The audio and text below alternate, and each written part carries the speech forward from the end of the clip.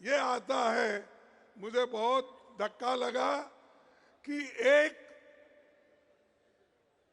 संविधान के उच्च पद पे बैठते हैं ऐसे लोग कहते हैं कि मैं एक फलाना जाति का आदमी हूं, इसीलिए मुझे इंसल्ट कर रहे हैं।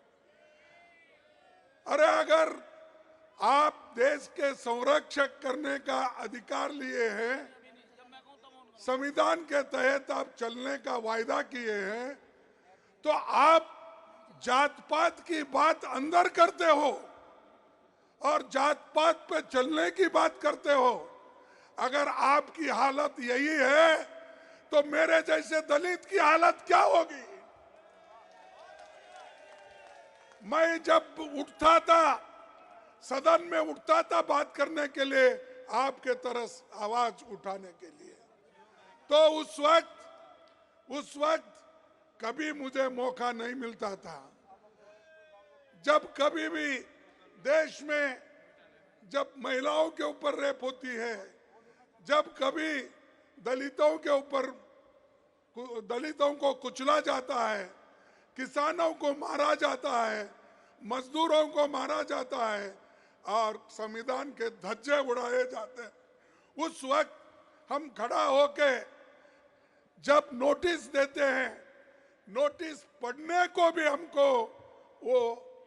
हमको परमिशन नहीं दिए।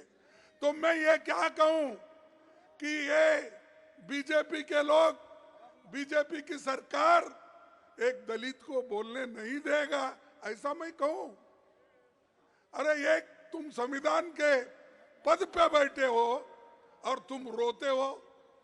अरे संविधान चलाओ, संविधान के तहत, डेमोक्रेसी के तहत सबको बात करने का हक है और वो आजादी आप छीन नहीं ले सकते। वो आजादी हमको मिली है जवाहरलाल नेहरू से, वो आजादी हमको मिली है महात्मा गांधी से, वो आजादी हमको मिली है डॉक्टर अंबेडकर से। इन्होंने तैयार करके दिया, लाखों लोग कुर्बानी करके आजादी दिलाए और आप लोग, आपके घर में कोई एक चूहा भी नहीं गया आजादी दिलाने के लिए, है गया? और वो हमको कहते हैं देश को ये बर्बाद कर रहे अपोजिशन के लोग, देश को ये लोग यहाँ पर डेमोक्रेसी नहीं चलने देते, ये कहते हैं। सबको बाहर निकाले आप, सभी एमएलए को, सॉरी सभी एमपीज को आपने बाहर निकाला।